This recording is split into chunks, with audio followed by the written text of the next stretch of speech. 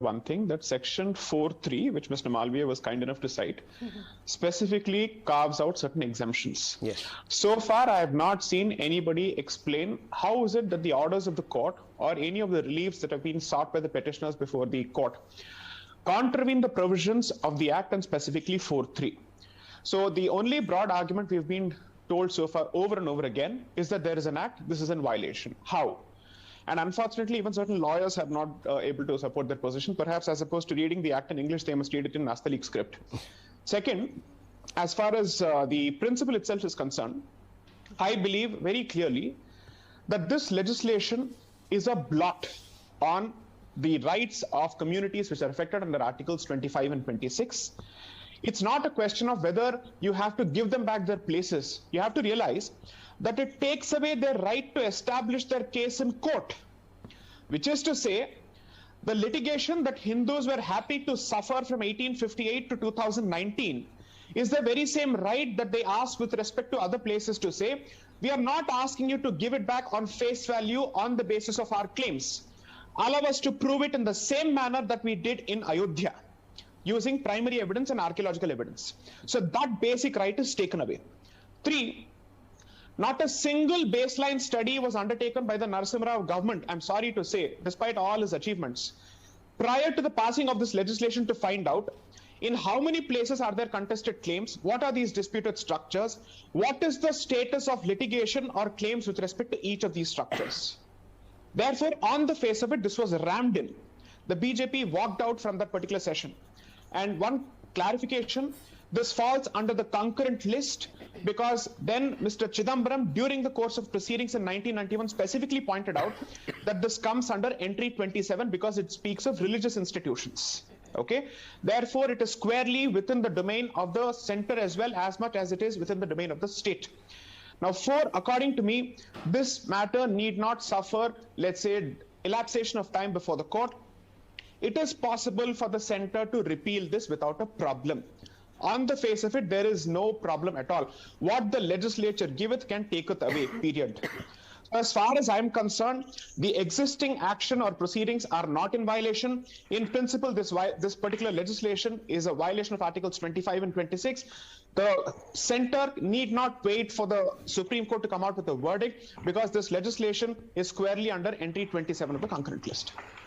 Dr. Ranganathan, we've heard two very venerable members of the community, Shadab Chauhan, who says very categorically, look, Aurangzeb, my hero, and we do, and the other one says we have no recollection in history that this particular structure, the temple, was ever brought down.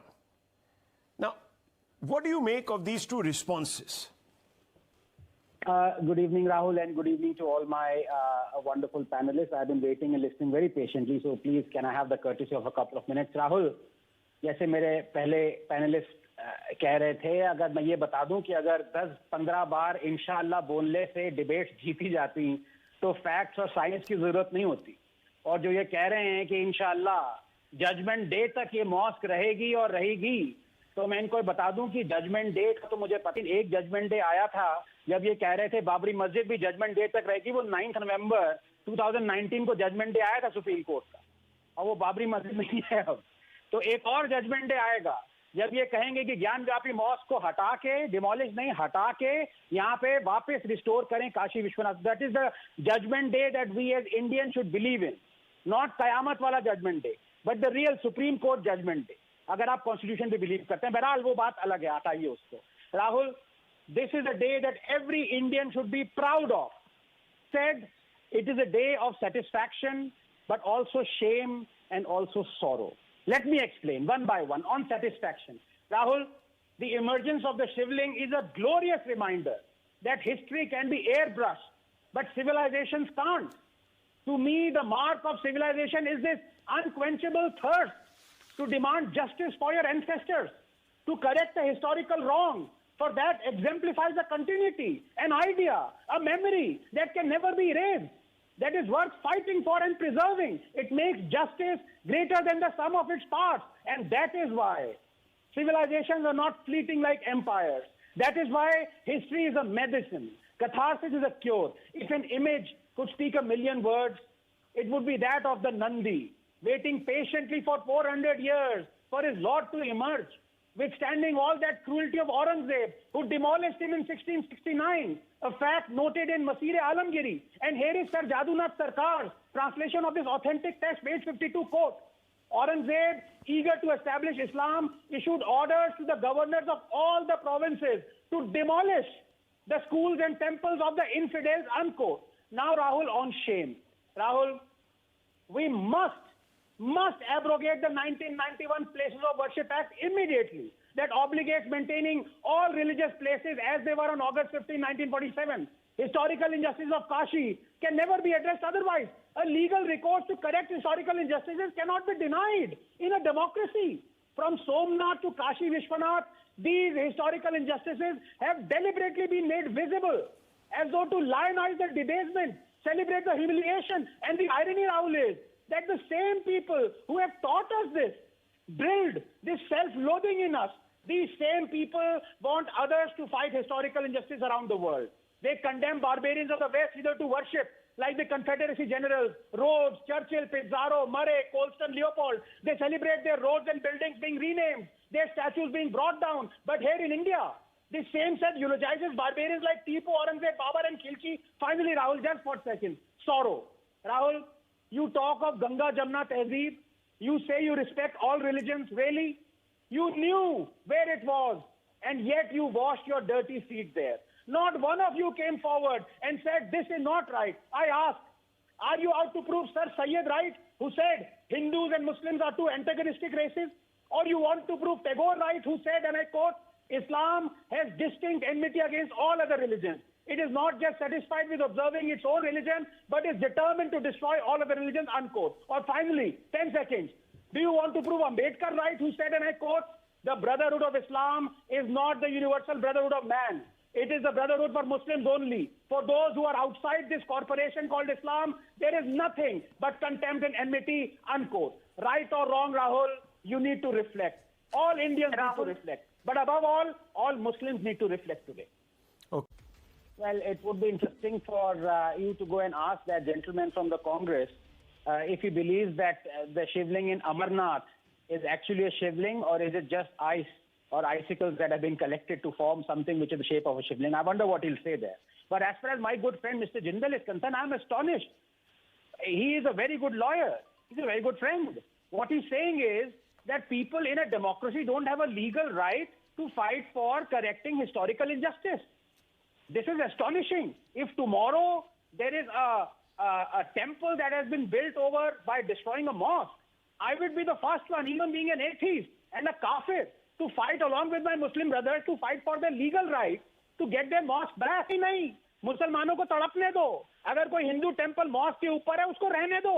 मुसलमानों की rights का कुछ नहीं है. यही mister Jindal कह रहे हैं. और ये लॉयर हैं. मिस्टर जिंदल, क्या चल रहा है यहाँ पे?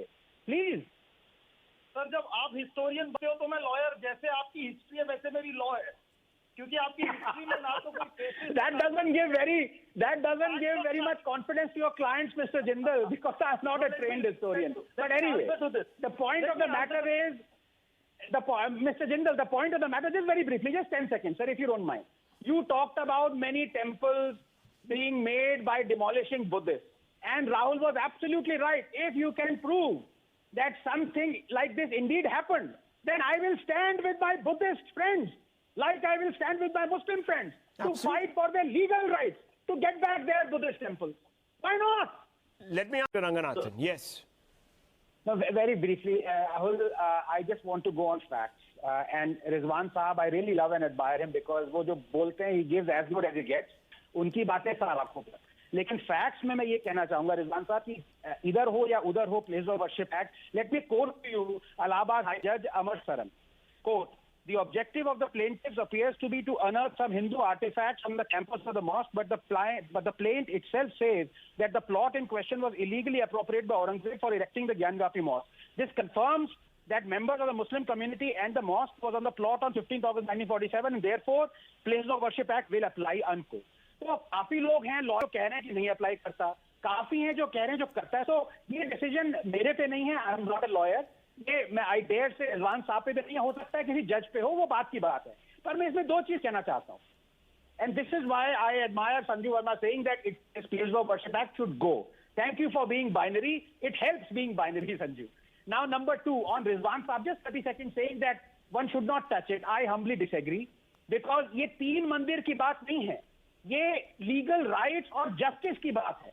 50,000 मंदिर अगर लीगली हिंदूज लेना चाहें, उसमें 10,000 मॉस्क तोड़ी गई हो वो लेना चाहें, बुद्धिस्ट श्राइन्स लेना चाहें, चर्चेज लेना चाहें, nobody should be disallowed in a democracy to ask for his or her legal rights. और नंबर 2, जैसे रिजवान साहब फाइनली कह रहे हैं कि हार्मनी डिस्टर्ब होगी. रिजवान साहब, विद ड्यू रिस्पेक्ट, 1000 साल से हिंदूज को पढ़ाया जा रहा था कि भैया polytheists are the worst of creatures, you are worse than slaves, तुमसे शादी नहीं होगी, तुम्हें हम हेल में वो करेंगे. 98(6), 44(3), 554, 434, ये सब रहने के बावजूद भी हार्मनी मेंटेन थी कि नहीं थी?